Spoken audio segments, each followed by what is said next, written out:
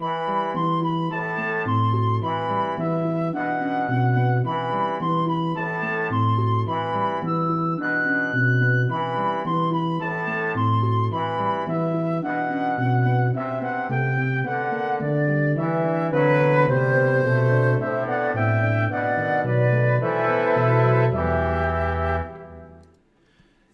evening, everybody. Welcome back to Exploring the Lord of the Rings. This is session number 257.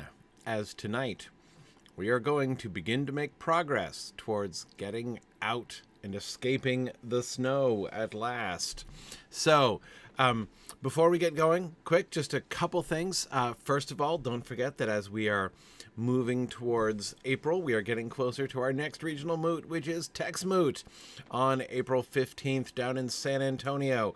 I look forward to seeing folks down there. We've got a bunch of people signed up already. There's still plenty of time to sign up. If you're going to be able to make it down to San Antonio on the 15th of April, that would be awesome. If you're not, then you can still sign up to join us online as well. So there we go. Anyhow, I hope that after that, the next moot is Maple Moot in Toronto in May. So we've got Texas in April, and then Canada, Ontario in May. That's May 20th. So those are the moots that are immediately coming up. Really excited about those. Looking forward to some of the more chronologically remote moots as well. Like Cascade Moot in Portland, Oregon, which is coming up in September. Back to Middle Moot out in Waterloo, Iowa in October. New England Moot right here in New Hampshire, also in October. And also a bunch of other really fun things in the works there. So, and of course, needless to say, in June, in the midst of all of it, is Myth Moot down in Leesburg, Virginia, which I really hope folks will be able to join us for. If you have been to or enjoyed any of our regional moots, they are merely a taste of the fun that is Myth Moot. A beautiful 4-day, 3.5-day, basically, conference where we are down together there in Leesburg, Virginia. Wonderful, wonderful time down there. Aranos, we do need another Osmoot. I'm already looking forward to getting back down there. We'll see. We'll see when that's able to happen. When does room reservation for Mythmoot open? I do not know the answer to that question, but I do know that early bird pricing ends very soon indeed. This week, I believe the end of March is the end of it. And also our call for proposals for presenting stuff at Mythmoot is going to be closing pretty soon too. So yeah, early bird pricing ends on March 31st. There, I was correct about that. So yeah, definitely something to take advantage of. Okay, great. And lodging is almost ready. All right. The door ward knows much more than I about these things. So glad for confirmation there. Awesome. Yeah. So anyway, hope you'll be able to come to Mythmoot and hang out with us all for a couple days. It is my favorite week of the year. Any news on the children's programming? Well, we have some. That I know. I don't have myself more details than that, but I know it is going on. We have we're going to have a whole children's room this year, so we're going to be much more welcoming of families than we've ever been. So, yeah. Exactly, yeah. As Dorward points out, we've got kids signed up already. Really excited about that. So yeah, it's gonna be good fun. We actually have several early childhood education folks in our Mythmoot family. So, yeah. All right. Anyway, so really hoping you can join us for Mythmoot this year. Oh, I see. What was the? I'm not sure how to pronounce your name. The Banura, who caught up a while back and is finally live. Hey, greetings from England. You're up nice and late, that or nice and early. Glad you could join us. Excellent. So, okay. So that is stuff that is going on. The last thing I wanted to make sure to draw your attention to as we approach the end of the month of March and come into the month of April is we're about to, of course, turn over a new month in the space program. Wanted to draw your attention to some of the awesome stuff that's going on there in our space program. Because if you haven't looked at it lately, it's like out of control. Like the awesomeness of our space program is officially out of control. So if you go to our homepage here, signumuniversity.org, go to non-degree programs and space at the top here. We got some general instructions, and you can watch a nice fun video of me. And then there are links to BlackBerry, of course, which is our registration system where you can do all the things like actually signing up for stuff and everything. But here are the list of confirmed modules for April. We've got all kinds of things. All kinds of things going on. Look at all these languages we're studying now. We've got Korean starting. That's brand new, right? We've been doing Latin and Old English and Japanese for a while, conversational German, Greek. We've got our several advanced language classes. I still don't know of anywhere else that does this. This is such an important thing when you've already learned a language, but you need to maintain it so that you don't lose it, get a chance to continue to practice it. We, of course, have Tolkien modules and an anime module and the ongoing journey through the history of Middle-earth with James Tauber and John Garth. Really, really exciting stuff. And here's the whole schedule, if you want to see the whole schedule here. But pretty soon, we're going to have the whole list of... I didn't even get down to the last section here. Of course, in the creative writing stuff, we've got 3 different creative writing modules going on. We've got a module on Sir Thomas Malory. Oh, man. On Owen Barfield. An introduction to Buddhism. So much cool stuff that's happening here. So, oh, cool, JJ. Glad to hear you've been doing Japanese. My son took some of the Japanese classes and really, really liked it. Anyway, just a really wide variety of stuff. And pretty soon, within the next week or so, they're going to be releasing the candidate modules for May.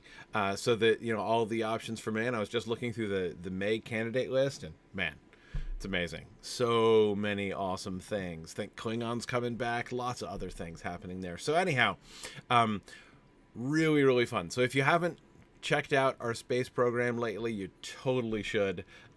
It's a really, really wonderful time. All right. Let us get back to the text. We shall not remain trapped on Karathras much longer. All right. You'll remember that Gimli was just stating that Karathras has yet more snow to fling at them, right? And we were looking especially at the descriptions at the beginning and end of that passage last time. Legolas has a helpful... This is, I think, now the second thing that Legolas has said. The first thing was his comment about the rocks back in Holland, remember? Here's his second speech. "If Gandalf would go before us with a bright flame, he might melt a path for you," said Legolas. The storm had troubled him little, and he alone of the company remained still light of heart. "If elves could fly over mountains, they might fetch the sun to save us," answered Gandalf. "But I must have something to work on. I cannot burn snow." "Well," said Boromir, "when heads are at a loss, bodies must serve, as we say in my country. The strongest of us must seek a way. See, though all is now snow-clad, our path as we came up turned about that shoulder of rock down yonder. It was there that the snow first began to burden us. If we could reach that point, maybe it would prove easier beyond. It is no more than a furlong off, I guess." "Then let us force a path thither, you and I," said Aragorn. All right. By the way, one of the things that I just can't help but mention, if you go to, I think it's in Treason of Isengard, the beginning of Treason of Isengard, the first draft of this passage, Gandalf is like really harsh with Legolas. Legolas makes some kind of comment like this, and Gandalf shoots him down pretty violently. it's one of the things that is noticeable in the pattern of revisions, right? I mean, I've been talking recently about how one of the things that you very frequently can see in Tolkien's revision is that he tends to sort of spell everything out more fully at first, and usually as he himself is working through the idea, and then he will cut it down. He will revise it back so that he's being less explicit. Yeah, as an Obazar, which is a great name, by the way. As I recall, he does threaten to set Legolas on fire. Pretty sure there are threats of bodily harm from Gandalf in the first draft. Because as I was saying, one of the other trends that you can clearly notice in the revisions is that Gandalf's first reactions are always a little bit extra, and then Tolkien kind of dials him back a little bit as he goes through. Yeah, so anyway, all right, so what's going on with Legolas here? First of all, it is hard to miss in that first sentence Legolas playing fast and loose with pronouns. Notice that? If Gandalf would go before us with a bright flame, he might melt a path for you. Right? Notice how he shifts from the first person to the second person? This is the first hint that we get that Legolas is not bothered by the snow. Right? That he is not going to be impeded by the snow at all. So he starts with us. He could go before us, right? Like, let's let Gandalf go first, with a bright flame, and then he might melt a path for you. Not for me, right? He doesn't include himself in those who might need a melted path. Yeah, there it is, JJ. Thank you. I was hoping you would find it. Right. The original reads, "It is a pity that elves cannot fly over mountains and fetch the sun to save them. Even I need something to work on. I cannot burn snow, but I could turn Legolas into a flaming torch if that would serve. He would burn bright while he lasted." Yeah, there it is. There it is. Okay, Gandalf, that's a little harsh. Just a little harsh. But anyway. So yeah. It's all good fun, between friends. But notice how the narrator then immediately adds on, right? The storm had troubled him little, and he alone of the company remained still light of heart. So we get the observation, so the context that we're given, and the narrator is clearly giving us context here, right? Context for Legolas's explanation, right? For his outburst, his anyway, the thing he just said, right? If Gandalf would go before us with a bright flame, he might melt a path for you. It almost sounds like the narrator is anticipating that our reaction to that might be, is he making, is that a joke? Is he making jokes right now? I mean, everyone else is afraid of dying, and Legolas is, laughing it up at Gandalf's expense. Is that what's happening here, or is he just clueless? But we're told his lightness of heart is emphasized by the narrator, and it certainly does praise. It certainly does lighten the tone.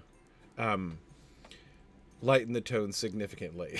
I like laugh it up, elf ball, door stroke. That's good.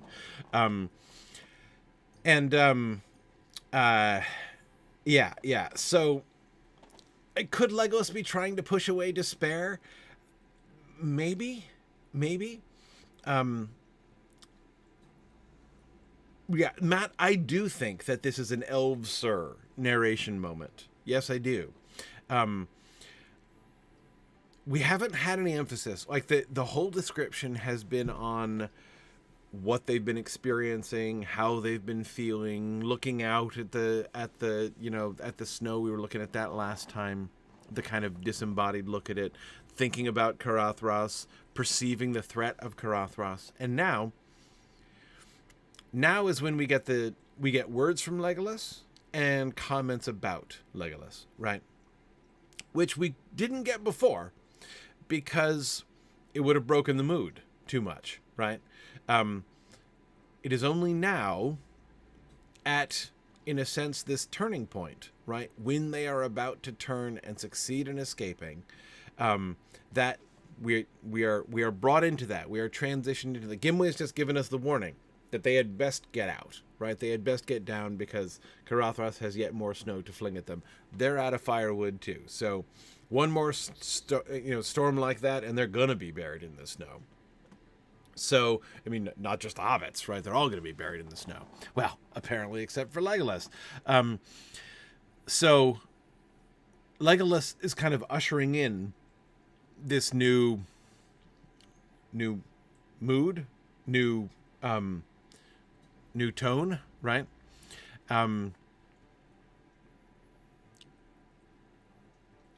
What do we make of his statement? I don't think he's like joking exactly. I don't think he's joking. I mean, if anything, it's a lovely and sort of bold image, right? So on the one hand, he's making a practical suggestion, right?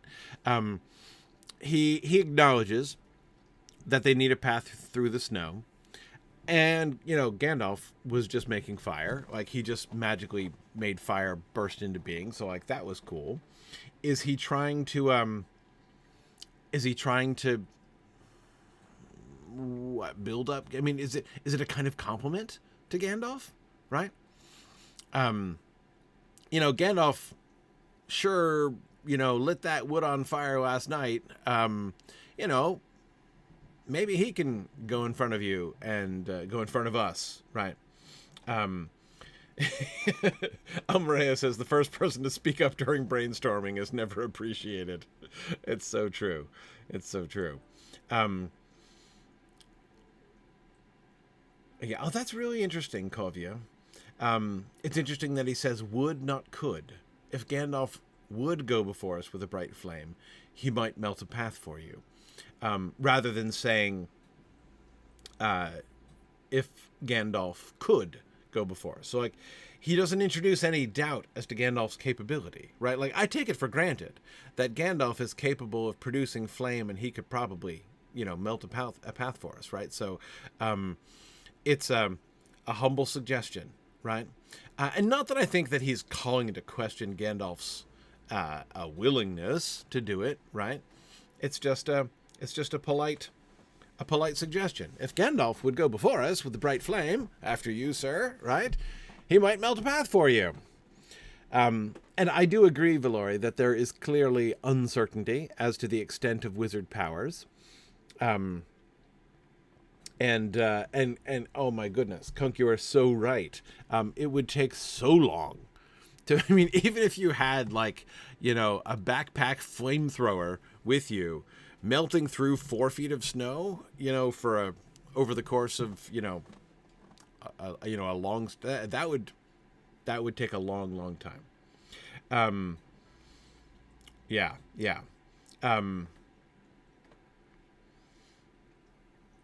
Oh man. Arden Cran, I was just having a long conversation about Gandalf's fireworks this past weekend. I gave a bunch of talks at ZenkaiCon down in Lancaster, Pennsylvania. Really fun anime convention down there that I was at with my son, and I gave a whole bunch of panels and ended up having a long conversation about Gandalf's fireworks. Basically trying to answer the question, is there gunpowder involved in Gandalf's fireworks? Don't know, but in the end, my answer was probably not, actually. But anyway,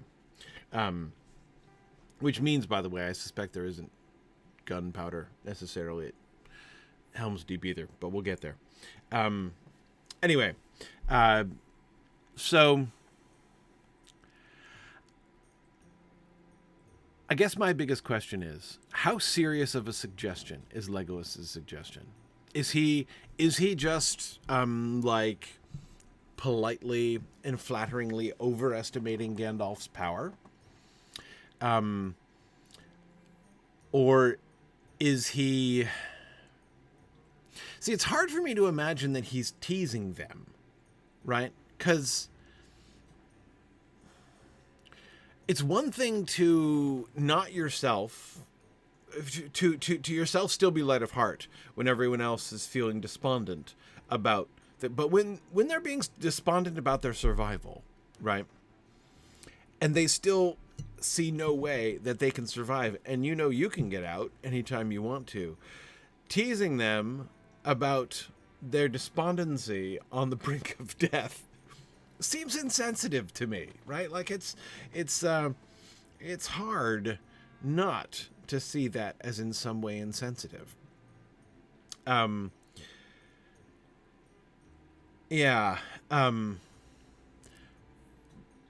it could well be. Yeah, I like your emphasis there, Almarea. How do mortals get out of snow? Melt it, maybe, right? That is that this is a problem which is so alien to him that he's brainstorming badly because he doesn't know, right? What would he know about this? If you can run along the top of the snow, you would never have been confronted with this problem before, right? So, you know, but like, again, snark is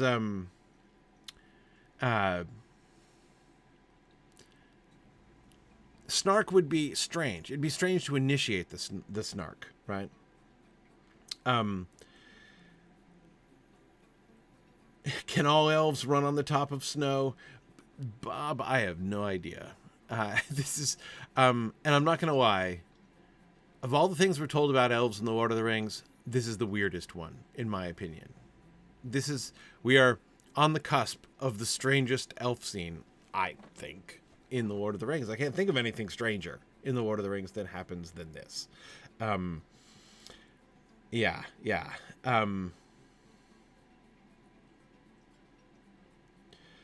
Yeah, it's possible. I guess I won't totally rule out snark. So Gandalf is definitely snarky in his response, right? Saltier, but still snarky. If elves could fly over mountains, they might fetch the sun to save us, answered Gandalf. Now, Gandalf responding with snark is totally par for the course, right? It sounds... Bjorn, I'm not sure if he sounds insulting exactly. If elves could fly over mountains, they might fetch the sun. The parallel, right? I mean, notice how he has constructed his sentence, his statement, roughly parallel with Legolas's, right? It's meant to be parallel. If Gandalf would go before us, if elves could fly over mountains.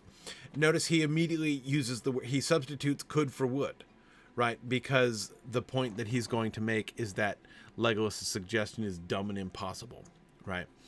He cannot burn snow. Duh. Right? If elves could fly over mountains, and he clearly cites that as an obvious impossibility. Like an impossibility as obvious as Legolas' suggestion should have seemed to him, right?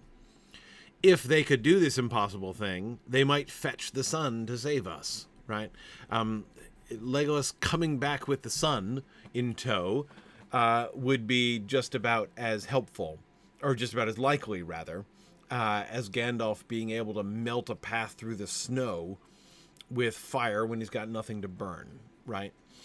So he is making it clear not only what he thinks of Legolas' suggestion, but exactly like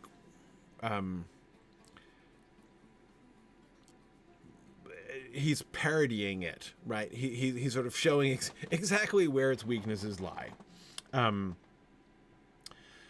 Fetching the sun sounds like a callback to the cow jumping over the moon at the prancing pony, ardent crayon. A bit. Certainly,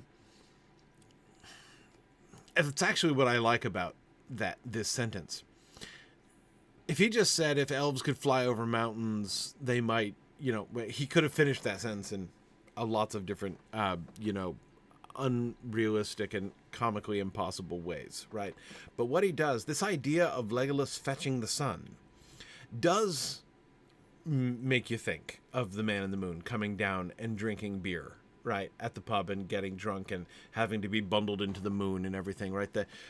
This sort of personification of what is Legolas gonna return hand in hand with the sun, right? Is the sun gonna come bounding over the snow with Legolas, right, or flapping over the horizon in the company of Legolas if he could fly over the mountains? So yes, Gandalf points not just to an impossibility. Elves can't, in fact, fly over mountains.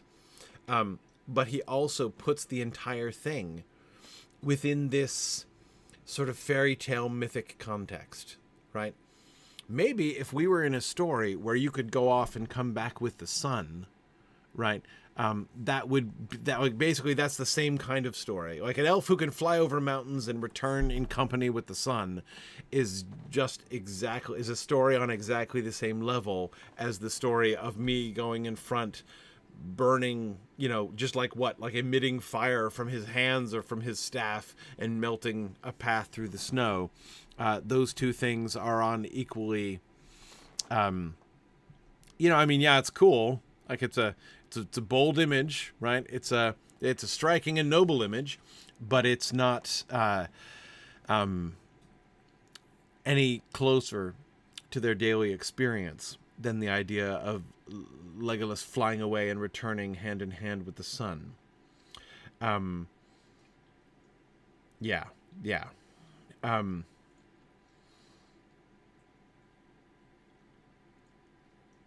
Yes, Amaria, you're certainly right that this highlights that although Gandalf has magic, he is not some kind of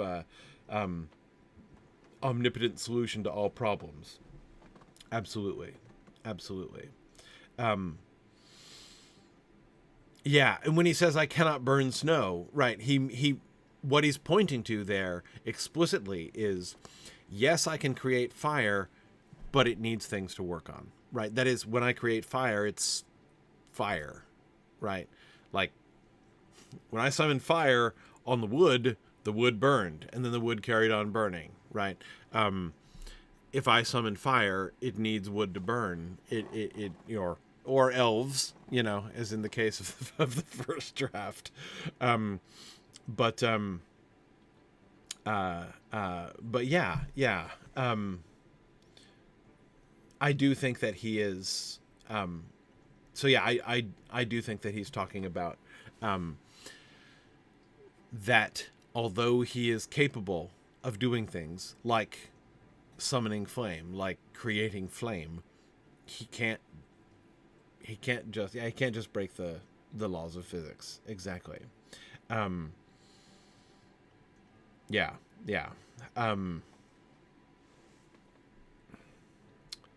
And yes, we are told, Zeev, that they had burned all of their firewood.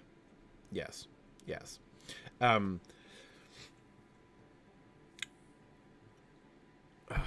forgot what I was just going to say. I was just going to make another point about that. Can't remember what it was. Darn it. Oh, well. Oh, yeah, that's right. I was going to respond to the question, can Gandalf freeze to death? Oh, yeah, absolutely he can. Yeah, Gandalf is totally killable. His body is killable and will die if frozen to death in the snow. Yep. Remember, Gandalf in The Hobbit was like this close to being killed by goblins and wolves, right? In the trees. He's pretty tough, sure, especially for his age, but yeah, but his body is definitely killable. Right. He killed Halloween, as shall swiftly become relevant, in fact.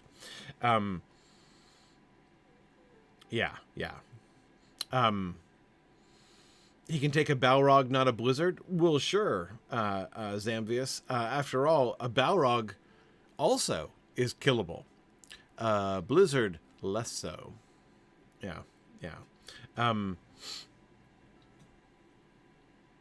Yeah. Okay, so the difference between the first half and second half of Gandalf's comments, by the way, I think is important.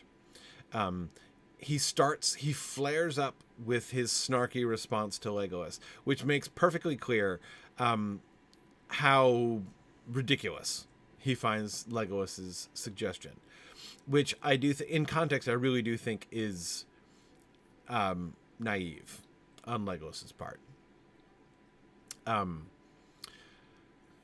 Yeah, I mean, he's like snowed in, right? Hashtag not elf problems. He has no good suggestions here. Gandalf's shift there in the middle. They might fetch the sun to save us, but I must have something to work on. I cannot burn snow, but I must have something to work on.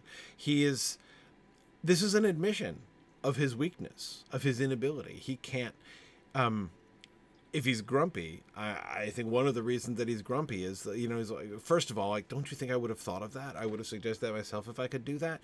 But secondly, like, I can't do that. And like, no, now I have to like admit that I can't do that essentially. But he does explain, and heck, I must have something to work on is actually one of the most direct explanatory statements about his own magic that Gandalf has ever given in all of the Tolkien corpus so far, actually. So yeah, that's important. Yeah. Okay. So yeah, no, I'm not saying I don't think he's insecure exactly. I think I'm saying that he has been forced to admit his own weakness and that he cannot do. He cannot be like this sort of mythic hero that Legolas has kind of envisioned there at the beginning. Yeah. It's interesting, Everett. Everett says, I feel like all new Lord of the Rings fans go through a but why can't Gandalf just zap it phase. Maybe Tolkien was trying to preempt that here. Yeah, or even just to show that it's not only readers who think that, right? That tendency to think that wizards are capable of more than they are. Yeah, absolutely. Absolutely. Interesting. Bjorning is wondering, does anyone think that Gandalf isn't kind of frustrated that the Aragorn path didn't work? Maybe he's upset that Carothras didn't work out for the company. Well, if anything, he has been borderline transparent that he didn't want to go up here anyway. On that level, Bjorning, I'd say he's being like heroic about not saying I told you so, right? Or even implying I told you so here. I mean, would he have preferred that it work out? Probably, but he, yeah, I'm sure he would have preferred for them to get over Carothras safely, certainly than for them to get stuck and freeze to death. But he's felt all along that this was probably not going to work.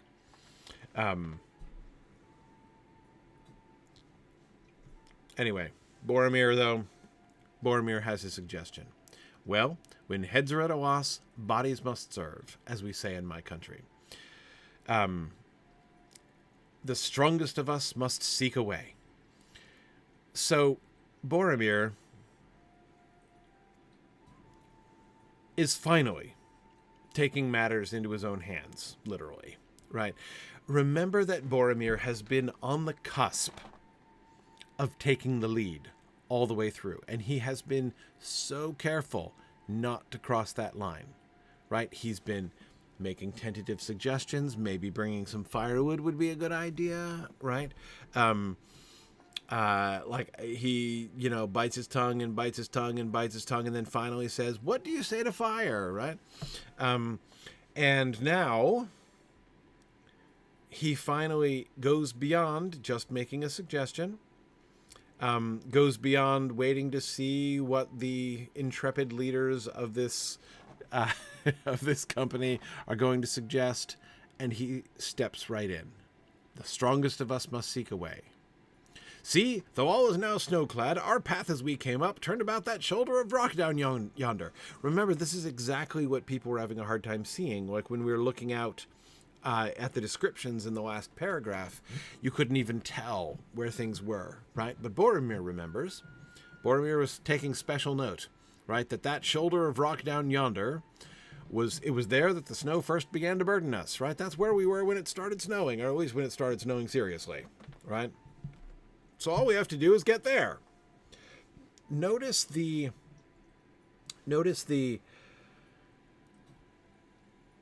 several different practical steps of Boromir's comments here, right? This is good stuff. First, look at this thing that we can all see. Look at this goal, right? Let's set an achievable goal. Is our goal to escape from the mountains? No, it is not. Our first goal is just to get to that point right there that we can see. And here's a reason to think. Here's a reason for hope.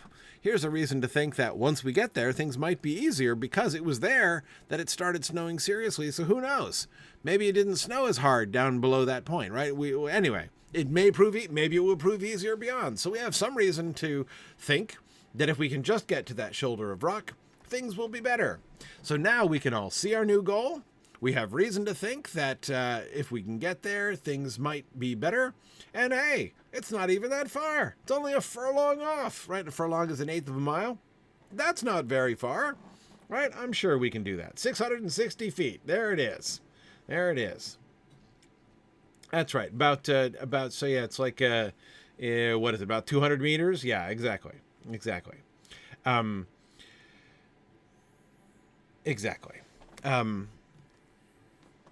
Even apart from his willingness to go first, right?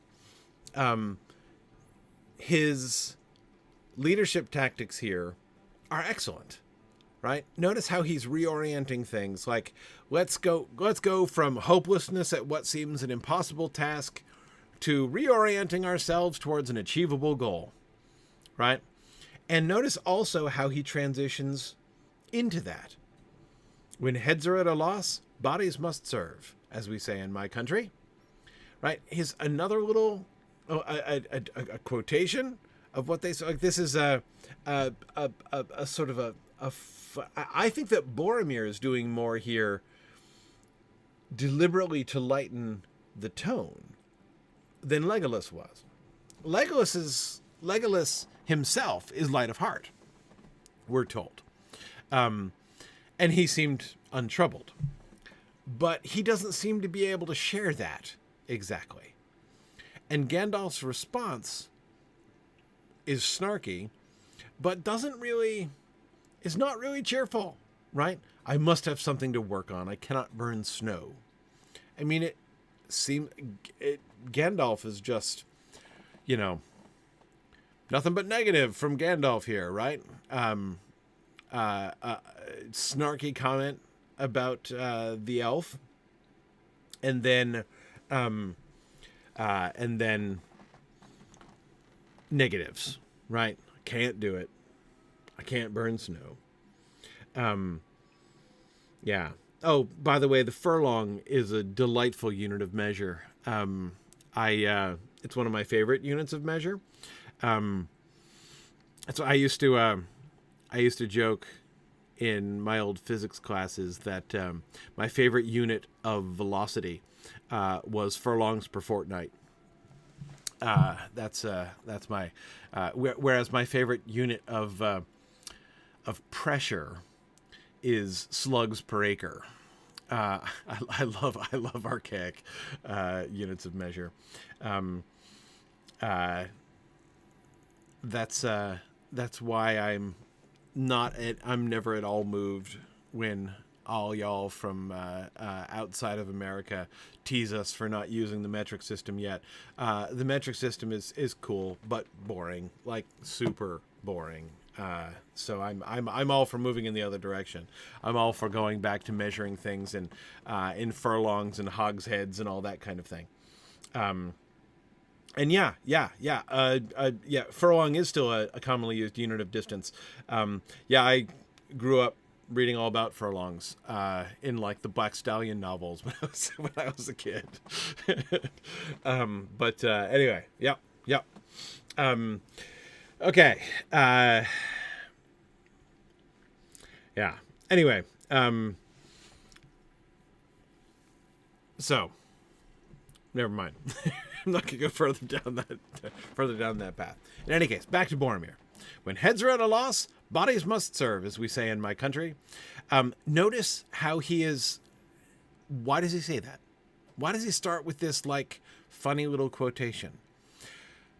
Notice that he is not putting. He is still being diplomatic here. On the one hand, he is taking charge. He's not just making a suggestion. He steps into the role of leader, boosting everybody's morale, reorienting the task, and then he's going to step forward and do it, right? He's going to step forward. He's going to lead the charge, right? But he begins in such a way as to still make his actions not over-intrusive. When heads are at a loss, bodies must serve, as we say in my country. So nobody can figure out a way out of this problem? Well, that's okay, right? Notice he is associating himself with the bodies and like other people like Gandalf with the head, right? And that comes first, right? The implication when heads are at a loss, bodies must serve. The bodies are second best, right? It's the heads that are most important, right? So first, plan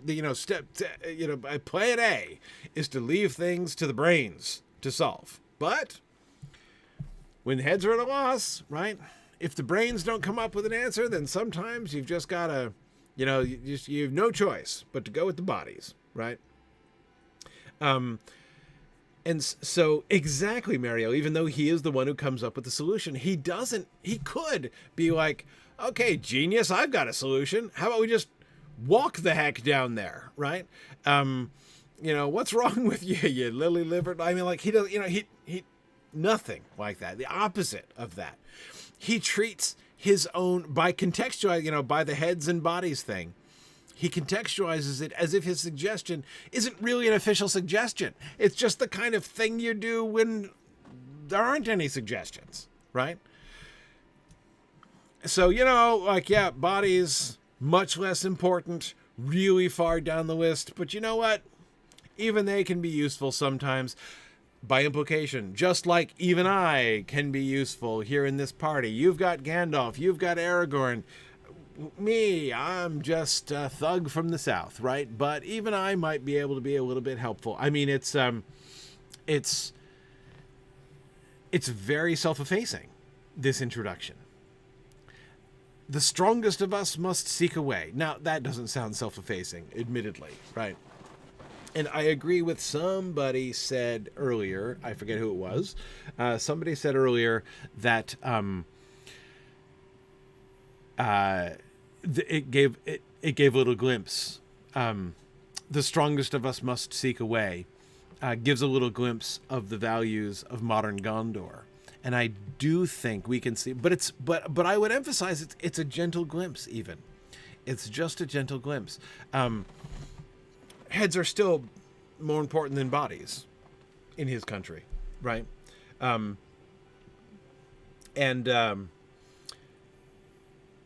So the strongest of us must seek a way is not, it still doesn't just elevate strength. Like, what's most important? Strength is what's most important. He's like, no, but that's the key that'll fit this particular lock. Right. That's what he said. It's like, yeah, heads are more, being the smartest and the wisest and the best informed. That's most important. We have our guide. We have our leader in Aragorn and Gandalf, respectively. But I'm the brawniest, and that happens to be what's needed here. So I volunteer. Right. Yeah, Boromir's horn says, to be honest, when your party is nearly half made up of hobbits, it isn't too boastful to say the strongest of us. No, in fact, I mean, apart from Aragorn, is there anybody that, like, he needs to have an arm wrestling competition to prove his strength? I mean, I know Gimli's very strong, right? But under the circumstances, Gimli is not relevant, right? I mean, Gimli would be tunneling the snows over his head. Yeah. Anyway, so, yeah, Kovia will get to that statement by Gimli. I don't fully believe him. Yeah, so again, I think once again we see Boromir's tact and diplomacy at the same time that he is showing his excellent leadership instincts, right? It's Boromir that turns things around. Had he not spoken up here, what comes next? I think it's even significant. We were joking about Tolkien dialing back Gandalf's ferocity against Legolas, right? And it's fairly typical. Gandalf in Draft 1 is so much harsher. But there's some real sensitivity here. There's a reason that Tolkien wrote that really harsh thing about burning Legolas like a torch in the first draft. And that's Gandalf is legitimately frustrated, right? And things are getting tense here. Nobody has a plan.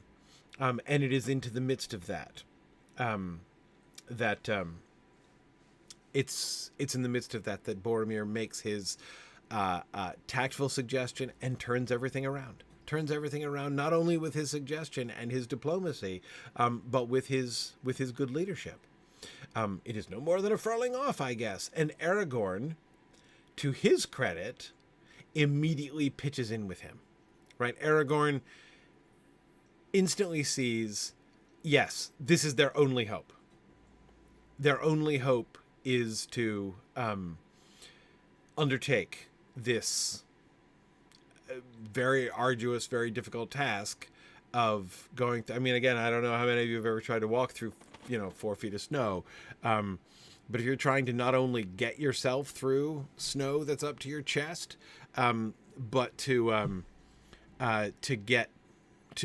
make a path for others to get through, it's a job of work, right?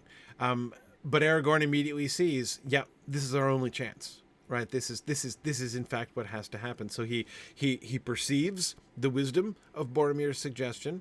He seems to appreciate the diplomacy of Boromir's suggestion by jumping in and saying, then let us force a path thither, you and I.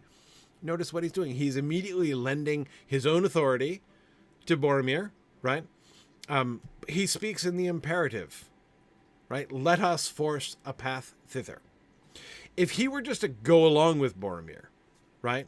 If Aragorn were like, good idea, I'll follow you, it might create doubt, uncertainty, right? But he steps forward. Let us force a path thither, you and I. I embrace your suggestion. I'm Aragorn, and I support this course of action, and the two of us will do it together. Right? I am co-sponsoring this suggestion. Yeah. And Scott, I agree. He also does humbly group himself into the bodies category, right? When heads are at a loss, bodies must serve. You're right. Me too. I'm right there with you, right? We will toil and sweat since there's nothing else to be done. And yes, Vardendil, you are completely correct, and I appreciate your Chaucer quote. He knows how to lead, he knows how to follow, and he turns to and puts forth all his strength of hand and heart and brain. Absolutely. Yes. This is one of Boromir's best moments, but of course, I mean, to me, it's been a running motif of the last 2 chapters that we've been studying over the course of the last 4 years, is that Boromir has way more good moments than I think most people have been giving him credit for. Yeah. Right. As an Obazar, really great point. Really great point. The strongest of us must seek a way. But you're right, he doesn't say that that's him. He doesn't. You're right. He's even more humble than I was giving him credit for. Oh my goodness. He doesn't even nominate himself. Right? He's not like, flexing while he's saying the strongest of us must seek a way. He's like, he's just making a suggestion. Right? When heads are at a loss, bodies must serve. Right? So, the strongest of us must seek a way. And then he implies, the implication is very much like, so, whichever of us are the strongest, naming no names, right? But again, almost with this, like, whoever you think might do a good job, and Aragorn immediately jumps in. You and me. Let's do it. You and I. Let us force a path thither. Yeah. And then he leads by example, belongs bound. Yeah, and is willing to go first. I think that this is just as a rhetorical performance. This is very remarkable.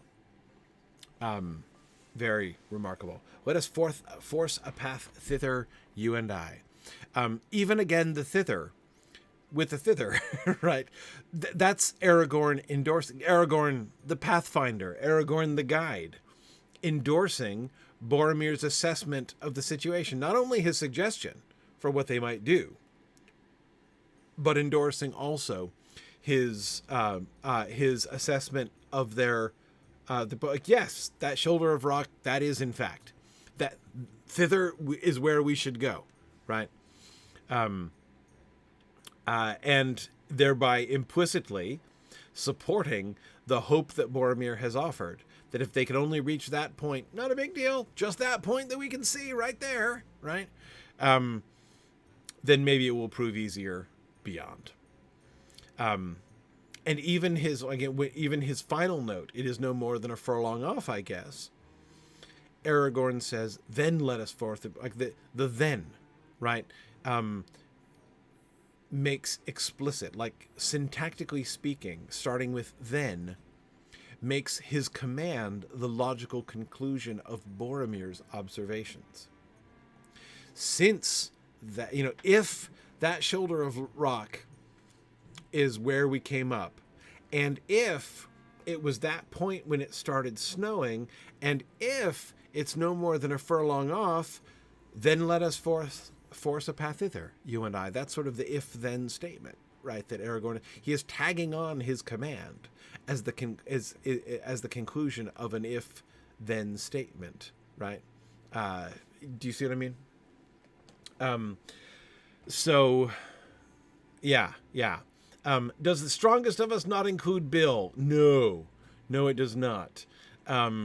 Not to say that Bill the Pony is probably not stronger than all the rest of them, but horses do not have a fun time in 4 feet of snow, generally. Their legs are not made for making wide paths through snow. Exactly. Horse legs are not the strongest. That's exactly the problem.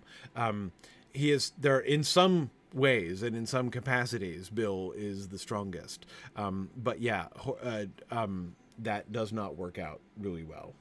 And yes, as Mudmore says, he's not even as tall as a regular horse. The snow is probably up over his chest, Bill's chest. There's no way Bill would be helpless in the snow. So yeah. Not really an option. So, okay.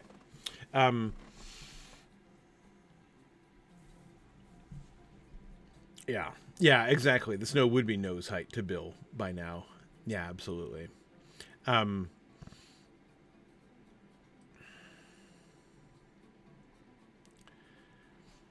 Okay. Let's look at the first paragraph of the next slide. Aragorn was the tallest of the company, but Boromir, little less in height, was broader and heavier in build. He led the way, and Aragorn followed him. Slowly they moved off, and were soon toiling heavily. In places the snow was breast high, and often Boromir seemed to be swimming or burrowing with his great arms, rather than walking. Just as we saw rhetorically, we now see that physically, Boromir is taking the lead and Aragorn is following him, right? Aragorn was the tallest of the company, but Boromir, little less in height, was broader and heavier in build. Wait, how tall is Boromir? 6'4", right? Boromir is 6'4"? Pretty sure Boromir is 6'4", and Aragorn is a little taller. Aragorn's probably 6'6". So yeah, Boromir's tall, and he's broader and heavier in build. Boromir is 6'4" and buff, right? Probably the strongest of us, I think, really most likely. But he immediately sets out and leads the way, and Aragorn follows. And I think that seems to me admirable in both cases, right? Of Boromir to be the one to be willing to take the lead, and Aragorn to agree to it. Aragorn not to have the pride to insist on going first or something like that, right? Slowly they moved off and were soon toiling heavily. This image of Boromir swimming or burrowing through the snow rather than walking was always a very striking image. Always a very striking image to me.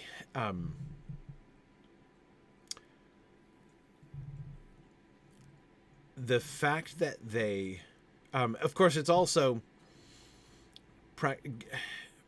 Aragorn. It's also practical in the sense that Aragorn's taller, so he can also see over Boromir too.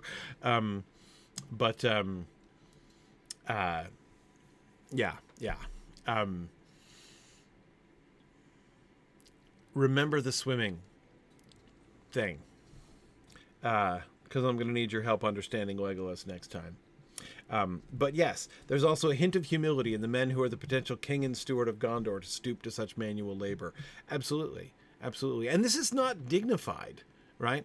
Of all of the acts of heroism that Boromir and Aragorn do, this is an important one, right? But it is the most humble. Boromir burrowing through the snow is not as bold and daring as like Gandalf on the Bridge of Khazad-dûm, or even Boromir standing against the orcs at the end of this book. But yet, this is what is needed, and they both recognize what is needed. Also, notice the hope that is implied here. Slowly they moved off. It's working, right? They're making progress.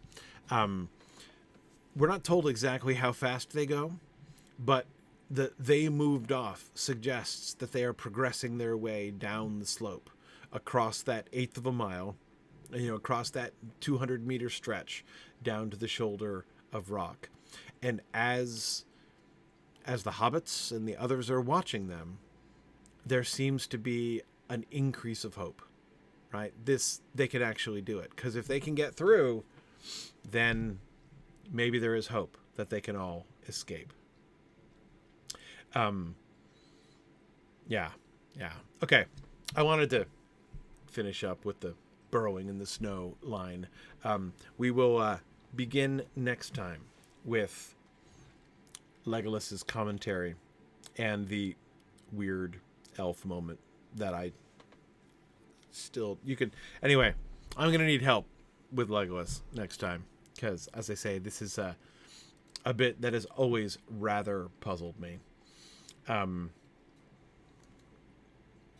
Anyway, yeah. Okay. So we're going to end. I am with great discipline going to end our book discussion here, because I know if I start talking about the Legolas paragraph, I'm going to be open all kinds of cans of worms, and I'm totally saving that for next time, because I'll keep you guys half the night if we go there. So, thank you everybody for joining us for our book discussion. Stay tuned for the field trip as always. And I should be back, I believe. I should have several Tuesdays in a row uninterrupted here. So I am not anticipating being away again on a Tuesday for a while. So things could still come up, but I should be around through like the end of May. So look forward to some unbroken Tuesdays. Okay. Very good, everybody. Here, let me get things fixed up here. Good evening. Good evening. How are you, Valori? I'm doing right as rain. I'm so glad to be back. Good. Glad you're back. Yeah. March is always one of those weird months for us, isn't it? Yeah, March is always a little strange. Yeah, and we might be bidding farewell to snow, but not out here. We always get that, oops, still winter week. Yep. You know? Yep.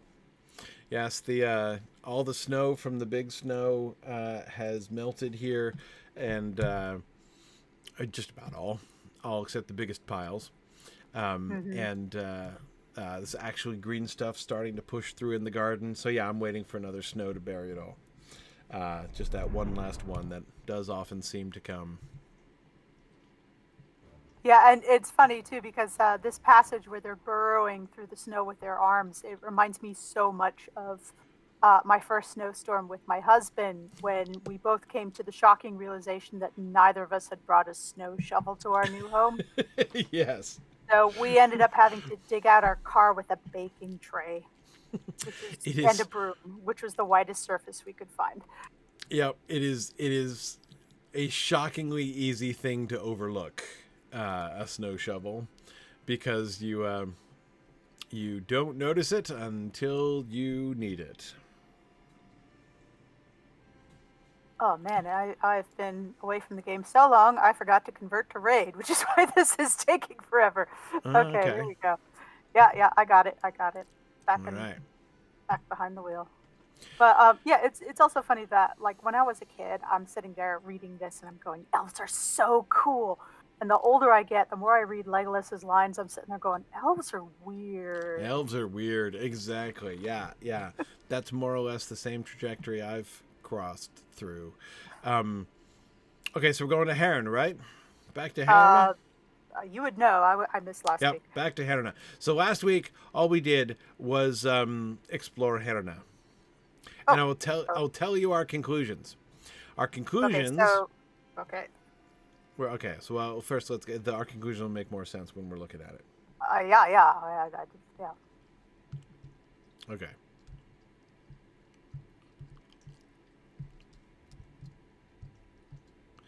Okay. Yeah. So, the question was, of the three... Man, it is pouring buckets here at Heron this evening. Bucketing down. Yeah. So we're noticing the similarity to Bree, right? And we were trying to figure, like, of the three, the three different eras, the three different epochs of Eriador in the Third Age, which of the three was this town built in? That is, during the old Arnorian period, like, during the beginning when Arnor was still fine, during the Arnorian Civil Wars, or post-fall of Arnor. And we decided that the third was the likeliest, primarily because when we went up into the town here, one thing we did not see, either up here or really anywhere else, is any evidence that there was ever a wall. Everywhere else that we have seen, not only here, but almost everywhere, I mean, like, we'll see the occasional party gazebo parked out in the field, like we just did out to the west of here, but In almost every other place, we find towers and castles, right? That's what the Arnorian folks were all building around here. Yeah. We saw the like hunting lodges and stuff, which seemed to be back to Epoch 1, right? Yeah. But all of the Epoch 2 stuff was, and when you look at it, like we were also trying to figure out why the road takes that wacky like beltway bend, or like why is there a beltway around Herna was one of our questions. And of course, the answer was just obviously avoiding these hills, right? It's just landscape avoidance going around this big cluster of hills here. So this is a nicely defensible spot, especially from this direction facing the north, which of course is where the enemies of Cardoan would have been coming from in any case. And there's no hint of any old fortification. It's just wooden houses built right up here on the edge. So we were figuring that this spot was settled by basically settlers from Bree who came down the Greenway, looking for some space of their own, and settled here after Cardoan was already gone. Basically, that was our theory, and it was mostly due to absence, but also the fact that the style of this is so similar to Bree. I know that Bree's been around for a very long time, and so you could say, well, like, the fact that it looks the same as Bree doesn't prove it's not old, because Bree is super old. But again, we were saying that the houses of Bree are obviously not super old. I mean, like, houses like this could last a good 500 years, and Especially you could still see like some. Right, especially in the rain. But these are just wooden houses. They're not going to last for thousands of years. So even Bree itself is presumably mostly the modern, iteration. Right, the latest iteration of Bree. They probably rebuild every 30 years after a fire. Right, yeah, or something. Okay, so going on from here, I wanted to go down towards the Minhiriath. I know we can't go there, but I kind of wanted to just explore. Am I going no, that's not the right way. Are there menhirs and the menhiriath? The who knows, right? You'd think. Okay, right. Is this the right road? This is the right road. Okay, because I just want to see. I know we can't get through down there, but I want to see if there's any if there are any ruins or anything else in this direction. Yeah, it's really interesting that we've actually found like virgin land on a town. Yeah. I don't think that's come up before. Okay. Is the Ankh-Morpork thing, where most of it is built on top of itself. Right. Yeah. Okay, and we're finding down here. No, I was about to say just animals, and then we've got, who is this? A thief? So we just have like random brigands on this road down here. So there's brigandry in the south. Well, there's not a lot from as far as the eye can see. This is a pretty lonely spot. Yes, it is. And I'm not seeing any kind of ruin yet. Tell me if you see any ruins. No, it's just rock. Yeah. It's a shame. There's a lot to build it with. Maybe this rock isn't very good for building or building on. But soft. There is a ruin over there. Hang on. Is that... which way am I pointing? Yeah, okay, no, this is... Yep. It's not... I'm like, is that over in the direction of Tharbad or something? But no, it's not. Uh-oh, can we get from here to there? Do we have... okay, I thought there was a river up here. No, there's not. Okay, it's just a little plateau. Ooh. All right, we do have something. This looks old. Yeah, that's where we get thieves. We usually have things that they're trying to loot or disturb. Right, exactly. Oh my goodness, what's going on here? I think there'd be a lot more cursed thieves walking around. Okay, definitely Arnorian. I wasn't sure from the columns themselves. The columns look so weathered, I thought maybe they might be first or second age, but no, definitely Arnorian. This was a jumbo gazebo at one point. Probably a tower, maybe. You sure it was a gazebo? Maybe one of those. Follow the gazebo lines. It doesn't. It doesn't look like a gazebo, except for the floor looks like a gazebo floor. But yeah, these towers are so huge. Maybe it was one of those towers with the open bottom floor and then tower up above. We've seen a couple of those. Yeah. There's the big sort of Romanesque arch over here, or what's left of one. Oh, there's an arch? Hang on, where's the arch? Little bits of it over here. Oh, you got a little... Just trying to see if we can make out what it was. But Oh, yeah. it's You pretty got more finished. over there. Yeah. Whatever it was, it fell a long way. Right. Oh, yeah, look at that. That looks to be like side of tower, doesn't it? Yeah, I think it was a tower. Yeah, like this part my horse is currently standing on looks like a roundish wall. Yeah, very big, wide arch. Jumbled in the fall, yeah. Big wide arch supporting at least, if not a full tower, at least a couple, stories. It might have been open right to the sky, but it was definitely not just a gazebo. No, Okay. It's definitely some sort of tactical position here. I'm going to guess, because of its extreme age, I mean, look how much older this looks than, for instance, those newer Cardolan buildings that we were seeing up where the dead guys were, or the big brown tower right down in the southwest. What is that called? Gairvarad, right? This looks way older than those. So I think this must be a first epoch, an old Arnorian tower. Tower. You think it was a way station or a beacon? Because it's pretty isolated. It is pretty isolated. A little off the beacon line. I mean, we haven't never seen any evidence of beacons along the Greenway necessarily. I'm looking at the map here. We are on not quite a direct line between Tharbad and Sarn Ford, but I don't know why anybody would want. Druids. Huh? You're welcome. Off the beacon path. Off the beacon path? Yeah, no, I think it is off the beacon path. Yeah. No, I'd say well, let's look to the west. Somebody was spotting another ruin out here. It could be a sort of lookout. It could be. I mean, remember the main thing that we've seen in this area. Ooh, there's something there. Is that the tower? Is that the?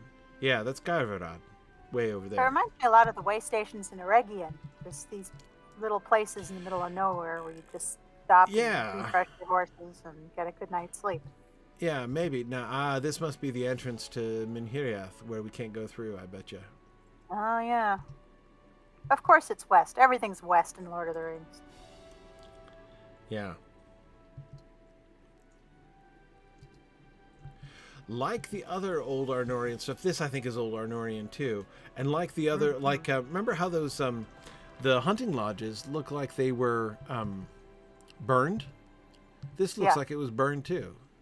Oh yeah, the tops are all black. Tops are all black, exactly. Ooh, look at those 3 statues up above the arch, up above the gate. Oh yeah, we've seen those guys. They're in the ruins in the Barrow Downs. Yeah, I was thinking about that too. Now, of course, that suggests that it could be Cardolan, but but the stars are pointing up. Well, no, the Cardolan stars were pointing up. Yeah. Yeah, I'd say Cardolan. Yeah, you can see where the fire was on the top. You can see some remnants of burnt wood on top. Like they probably had wooden roof on top, and that's what caught on fire. Yeah. Nice new gate on this, though. Yes, with it a very is. eldritch-looking skull on it. Exactly. Well, not so very inspiring. Well, I don't know. They got pretty creative with that, didn't they? Yeah, it is pretty fancy. Yeah, it's not super sturdy looking. Like, bet we could kick it down real quick. What do you think? Well, oh, did it clip through? What happened? Okay, there we go. I don't know what to think of it. I don't know what to think of it, because I mean the upward pointing stars and the 3, kingly figures do seem very Cardolan-like. Yeah. But the ones on the side look more old Arnorian. Which... Yeah. It looks newer, too. Yeah. Yeah, exactly. It leads to a couple possibilities. So let's pursue that one. Mm-hmm. Possibility number one is that we've been wrong all along, and let's dismiss that possibility right out of hand. The second possibility Okay, is Gandalf. that is that the the the burned out ruins on the right and left were old Arnorian, and the Cardolingians built the center bit to gate it off. Yeah, that I mean, it looks exactly like that. There's no fire damage on it either. Exactly. Exactly. But then who put the gate in? Because it's not even patinted. Like, is that No, a the new gate's clearly quite new. new Angmar? Probably. Though again, that the creativity of like the skull with the vine growing through the eye. I mean, that's hardcore. Yeah, And a little bit more creative than we've generally seen. brutal. I don't know if it's Angmar exactly. It could be Isengard, but I don't know if the White Hand Orcs would really get that creative. no, I don't see any reason for that. I mean, the obvious connection with the skull is to the dead around here. But I don't know if the Yeah, Gaunt men are making gates. I don't know. It's got the Eldritch stamp of Black Numenor. Maybe. I mean, yeah, I can see that. It's Maybe it's a plague gate. maybe it's a who? Maybe it's A plague gate, because Veneriath was largely depopulated by a plague. Oh, that So was a long anybody's time on ago, his- though. Yeah, but legends persist. Maybe. maybe they commissioned dwarves to make something that would stand the test of time. Right. Right. So there's a skull on it because they're like, "Here be plague, don't go in here," and it's Yeah, still make up. it scary. Dwarves are like, we can do scary, and make it so Right. it doesn't rust. And they're like, gotcha. Maybe. Maybe. Yeah, it does look kind of Death Eater, doesn't it, JJ? I totally agree with you on that. Yeah. It looks like a skeleton you'd find in the old forest. Yeah. Well. Yeah. Huh. I don't know. Not sure. Not sure what to say about it. But it certainly does look more recent than the rest of it. I mean, look at Yeah. the difference between the gate and like the stone directly in the arch directly above the gate. I mean, that's a pretty stark difference. Even the gate on the other side looks a little older than this one does. The one that's open. Yeah. I mean, over there, the portcullis over there. Yeah, right. I'm just checking the joins here. Yeah, this Yeah. is pretty pristine. Yeah, the gate is. Yeah, absolutely. Absolutely. Okay, so let me think about let's we can head back up now to Hannerna. Okay. Let's see if we can get up to Gond Orkhal or somewhere else with a I don't know if we're going to find a milestone up there. But anyway, okay, hang on. So we're old Arnorians now, and we built that sort of gateway to Minhiriath. They would have built the stonework on the side because isn't there a gap right on the other side? Wasn't there like a river or something? No, there was a cliff. Anyway, there was something over there. We were seeing. Well, no, I'm not go back this way. Never mind. Yeah, there's no milestone at Gondor Cal, apparently. That's what Holocaust There's not? says. Okay. Yeah. Yeah, well. We'll have to go to Herna. We'll have to go to where? Herna. Oh, I see you've been saying it. back to Herna. Back to Herna. Yeah. Yeah. So we'll go back to Herna. Sorry, I still drop all my H's and stuff. Herna, all my sure, Spanish yeah, lessons. absolutely. Yeah, we'd have to go to Caradost. That's awful far. Isn't that awful far? It's pretty far. Oof. I don't know. Maybe we could do it. If we rode straight through, maybe we can do it. Anyway, okay. So you make this entryway down from Minhiriath, which is labeled on all the old maps. So, they were down there in, as Tolkien joked, Mesopotamia. That is the area between the two rivers. Yeah. Which is what Minhiriath means.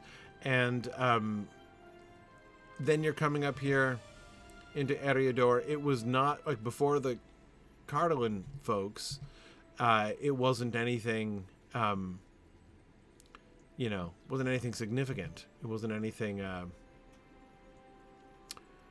like there was no country here really. We've not seen anything but a few outposts. That one tower was one of the most interesting things that we saw as far as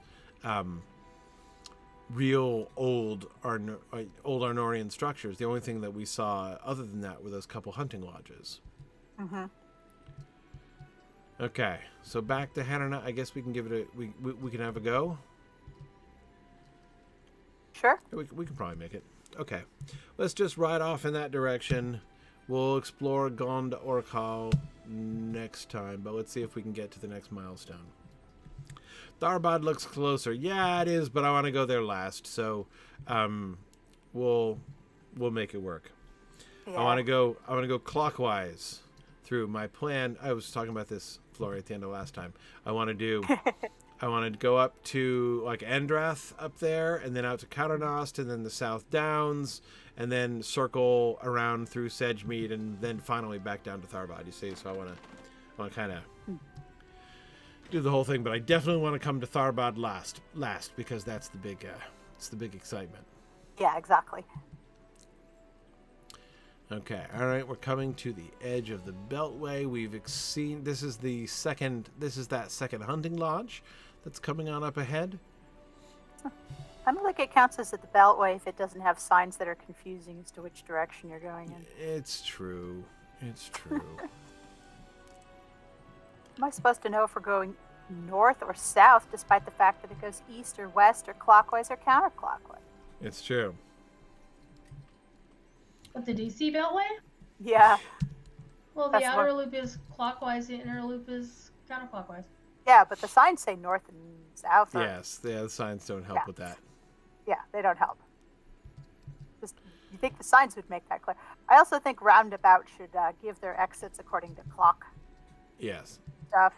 That's the other one. Rather than the fifth exit. No. Just say 6 o'clock. I gotcha. Okay, so up on the hills up there, that's Tirn Gorthad up there that we're seeing. Okay. I'm just reorienting myself. Oh, hang on. I should follow you guys. Little ruin here.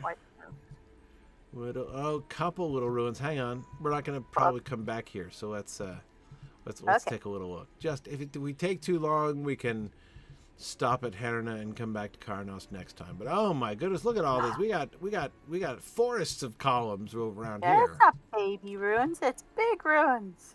Okay. All right, well. They're like croquet wickets. Yeah, very interesting.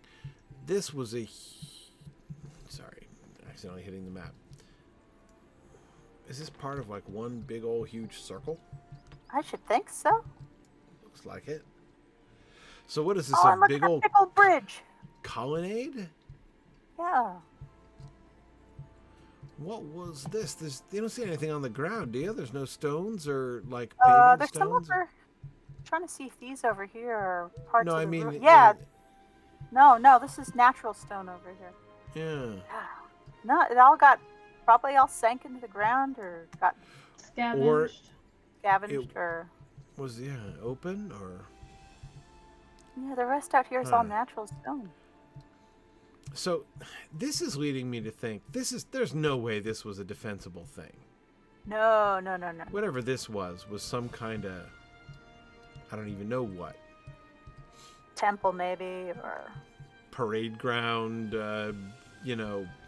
picnic location, dog walking park, no idea, but it was open, possibly with a grass floor, and it doesn't look like it had a ceiling. Like, I don't think there was anything resting on top of what we see there. Maybe above something those arches. wooden. Maybe something wooden, but it would have wooden. rotted away. Conceivably, sure. But we don't know it was open grass. There might be some stone under here. No, but generally we've seen stone in the ground surviving pretty well, like in the gazebo circle we just saw. Huh. Okay, so let's go over to these other columns over here. Yeah, third age festival grounds, that's right. Because here we have the big fat columns again, like we had down alongside the road to Minhiriath. That looks like Waymeat. These are just columns. Yep. Nothing but the columns. No evidence of anything. Well, we got a road here. Yeah, Right. This is the old road here. The square stones. Yep. Yep. Yeah, I mean that's over there, Marketplace. part of the Greenway, I think. Yeah, like a marketplace or travel route or just a place for merchants to stop and camp or have festivals or something makes most sense. It is at a crossroads. And a big bridge. Well, it's making me doubt myself now because these columns look just like those other columns we saw, the really old ones down by Minhiriath. Yeah. And so I would think they would be first epoch too, but goodness, I have no idea what that would have been. What would be the point of these? Would there have been some kind of pavilion or an aqueduct? Yeah, but it's only 3 and... But it's a main road. But it's a major road over here. I want to say it's something like some sort of marketplace with structures nearby, so you could hold market during bad weather. And it is right at the crossroads. Yeah. Right, the crossroads of the Greenway and the Great Northwest Road, and then this side road out to Andrath, so people could come down. Assuming people lived up there at Carnost, right? They would come down. But but this is why I'm doubting myself, because if it was built at the time that Carnost was a city, I've been assuming that Carnost is a second epoch city, is a Cardolan city, not an old Arnorian city. Could have just been built on top of it again. Yeah, maybe we'll have to see. Yeah, I'm going to say this was a Arcadium or some sort of thing. Yeah. Yeah.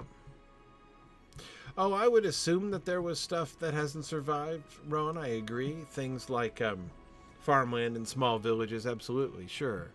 I don't know why they would build pillars like this, but maybe there was a good reason.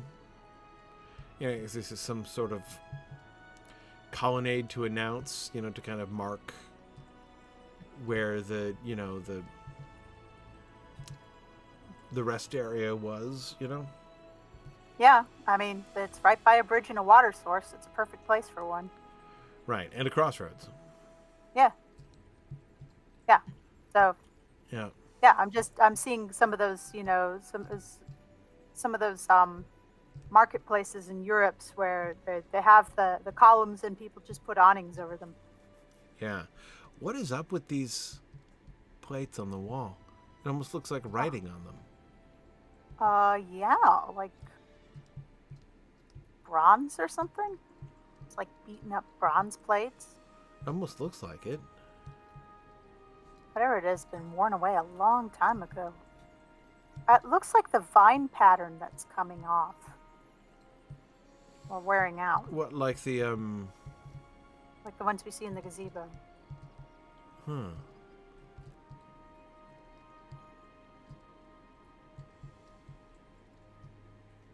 It just could be weathering. Odd. It's very organic looking. It is, but... weathering. It implies there's some sort of joint or fault line that goes all the way through that there's a particular stress point. Maybe. What do you figure for this bridge? Old Arnorian or Cardolingian? Well, it's got that blue thread. Which is kind of Old Arnorian, right? Yeah. Yeah. But there's new bricks. You notice that there's new bricks on top of the old bricks. Oh, like the bricks on the bricks on the bridge bricks. The paving stones on the bridge are newer than the ones on the road, and you can see it goes right over it, the bridge had to be repaved. Yeah, yeah, Yeah, and they're a different color from the sides of the bridge, too. Yeah, it's red like the surrounding rock. Yeah, yeah. There's probably good clay down in that river. You could probably make a lot of bricks. Yeah, I agree. I agree. All right. Well, from here, now that we're across the river, let us be disciplined. And I'm going to now officially not pay attention to anything and go straight to the new milestone. And then we'll start our explorations from there. JJ48 says the in-game music swelled dramatically when we were talking about the bridge, so it must be right or we're incredibly wrong. Right. Right. Just okay. for dramatic irony. All right. I'm turning here because it's the direction we must go, and not because I'm not paying attention to that thing over there. I am barely even interested in the ruins we are headed towards, who are declaring their dating to us in about as loudly and repeatedly as they possibly can. Almost contemptuously. Exactly. Right. Whoa. Wow. That is... This city... what a relief! This city I'm paying no attention to is certainly... would be Certainly very here. interesting to look at once we pay attention to it.